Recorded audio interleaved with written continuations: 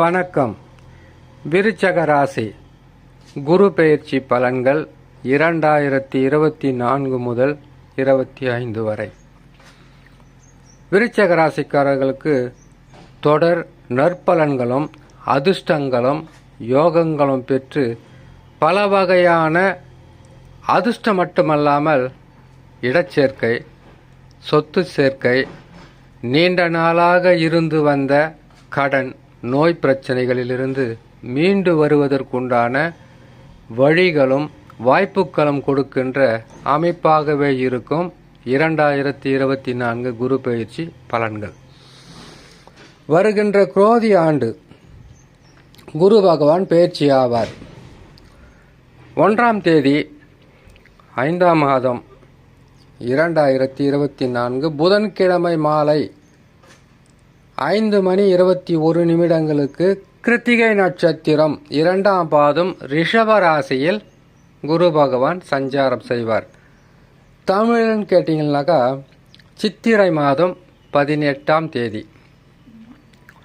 இந்த குரோதி ஆண்டில் விருச்சக ராசிக்காரர்களுக்கு இதுநாள் வரையில் இருந்து வந்த நோய், கடன், பகை, எதிர்ப்புகளிலிருந்து மீண்டு வருவதற்குண்டான வழியும் உங்களுக்கு பல வகையான அதிர்ஷ்டங்களை தரக்கூடிய கிரக அமைப்பாகவே இருக்கும்.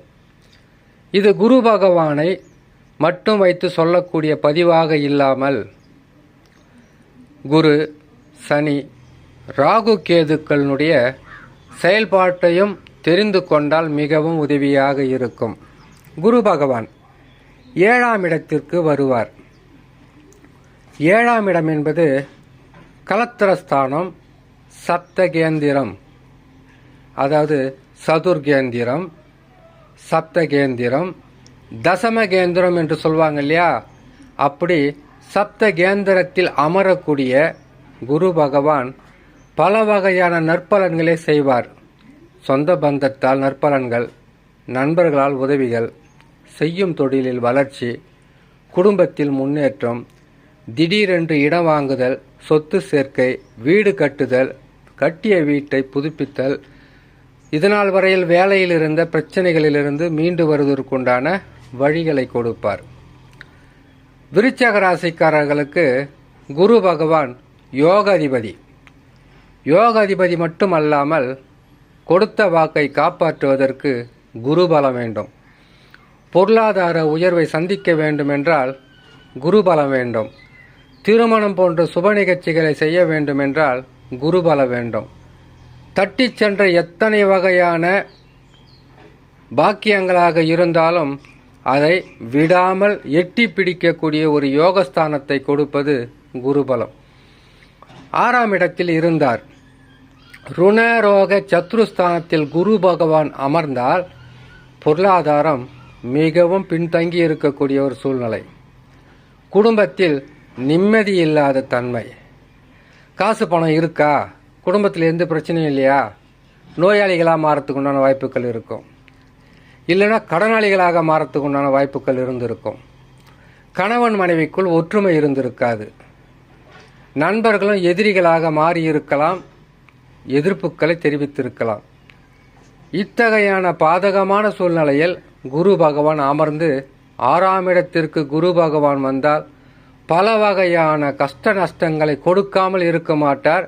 இது விருச்சக ராசிக்காரர்களுக்கு மட்டும்தானா அப்படின்னு கேட்டிங்கன்னாக்கா, மேசம் முதல் மீனம் வரையில் உள்ள 12 ராசிகளில் பிறந்த எந்த ராசிக்காரர்களாக இருந்தாலும் குரு பகவான் 6ஆம் இடமும் 8ஆம் இடமும் 3ஆம் இடமும் ஜென்ம ராசியும் 4ஆம் இடத்திற்கு வந்தால் பல வகையான கஷ்டங்கள் இல்லாமல் இருக்காது. இது பிறந்த குழந்தை முதல் வயதான முதியவர்கள் வரையில் இதே பலன்களா என்றால் இருக்காது. காரணம், பிறந்த குழந்தைக்கு போய் பொருளாதாரத்தில் நஷ்டம் வரப்போகுது, தொழிலில் முன்னேற்றம் அடைஞ்சு வாழ்க்கையில் மிகப்பெரிய ஒரு வசதி வாய்ப்புகளை பெற போகிறீங்கன்னு சொன்னாக்கா பிறந்த குழந்தையா இதெல்லாம் செஞ்சுட்டு போகுதுன்ற ஒரு கேள்வி வரும்.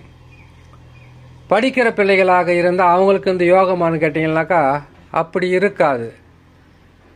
திருமண வயதில் இருந்து கொண்டு வேலைக்கு செல்பவர்களுக்கும் குடும்ப தலைவனாகவோ தலைவியாகவோ இருந்தால் அவர்களுக்குத்தான் இத்தகையான சாதக பாதக பலன்கள் என்பது நடக்கும். திருமணமாகாத தனிப்பட்ட ஒரு நிலையில் இருக்கிறாங்கன்னு கேட்டிங்கன்னாக்கா அவங்களுக்கு பாதகம் இருக்கும், பெரிதளவு பாதகமாக இருக்காது.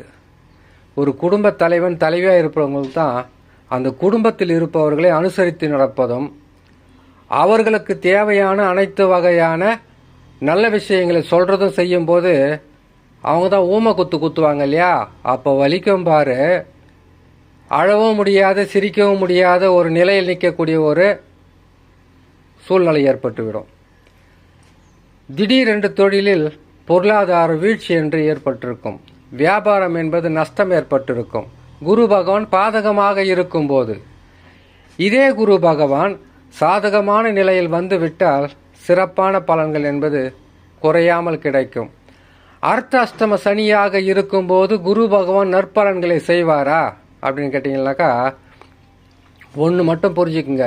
சனி பகவானை மட்டும் நம்ம குறை சொல்லக்கூடாது. எப்பவுமே 3ஆம் இடத்தில் இருக்கும்போது மட்டும் விருச்சக ராசிக்காரர்களுக்கு மிகப்பெரிய நற்பலன்களை செய்துட்டாரா?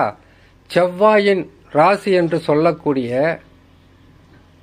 மேசம், விருச்சகம், இந்த 2 ராசிக்கும் எப்பொழுதுமே சனி பகவான் கொடுத்து கெடுக்கிறவராகவே மாறுவார். ஒரு நன்மையை செய்வார், இன்னொரு நன்மையை கெடுப்பார். அப்போ எந்த ராசிக்கு தான் சனி பகவான் வந்து நல்லதே செய்வார்னு கேட்டீங்கன்னாக்கா ரிஷபத்துக்கு மட்டும்தான்.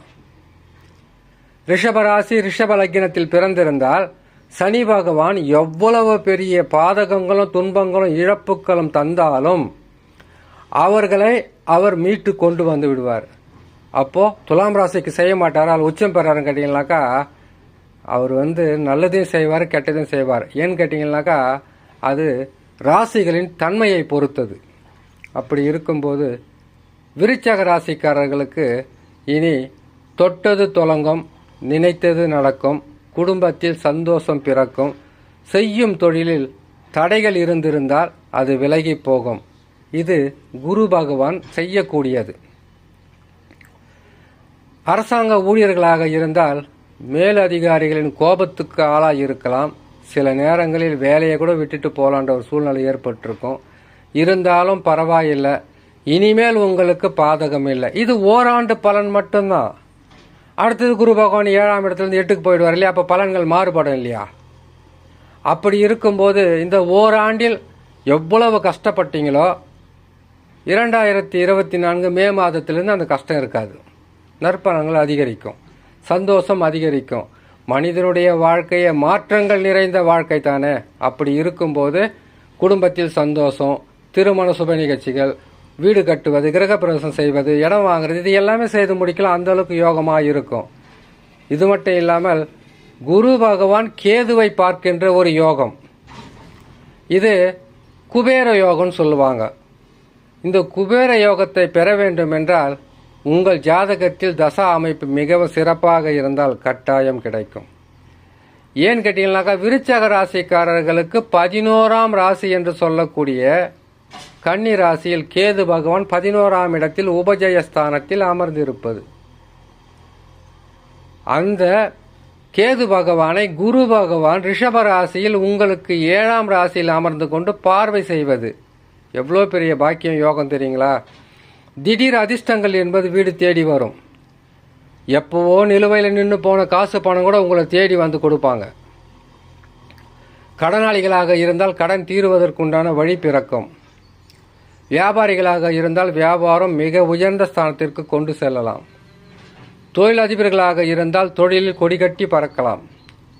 குடும்பத்தில் சந்தோஷம் பிறக்கும், மன நிம்மதி இருக்கும், எடுக்கின்ற முயற்சிகளில் எளிதில் வெற்றி பெறலாம். இப்படிப்பட்ட யோகங்களை தரக்கூடிய ஸ்தானத்தில் குரு பகவான் அமருவது என்பது சாதாரண விஷயமாக இருக்காது. கேது பகவானும் உங்களுக்கு மிகவும் சிறப்பான பலன்களை தருவார். இது நாள் வரைக்கும் தரல, குரு மாற்றத்துக்கு அப்புறம் திடீரென்று யோகங்களாக இருக்கும். பல வகையான நற்பலன்களும் செய்து உங்களுக்கு கொடுப்பார். ராகு பகவானும் நற்பலன் செய்வார். பூர்வ புண்ணிய ஸ்தானத்தில் ராகு பகவான் அமர்ந்திருக்கும் போது பாதகம் இருக்காது அவ்வளவா.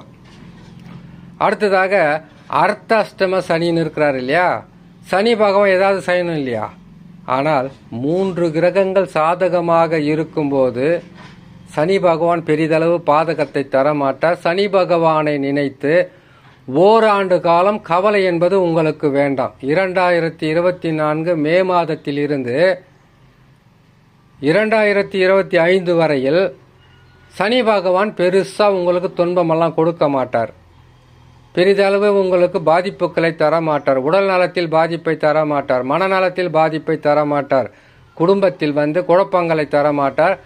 எதிர்பாராத நஷ்டங்களும் கஷ்டங்களும் இனி கொடுக்க மாட்டார். குரு பகவான் ஒருவரே உங்களுக்கு மிகவும் சிறப்பாகவும் அவருக்கு துணையாக கேதுவும் ராகுவும் இருந்து மிகப்பெரிய ஒரு நற்பலன்களை தருகின்ற ஸ்தானத்தில் கிரக அமைப்புகள் இருக்கிறது என்று சொல்லி இன்னொரு நல்ல பதிவில் உங்களை நான் சந்திக்கிறேன். நன்றி, வணக்கம்.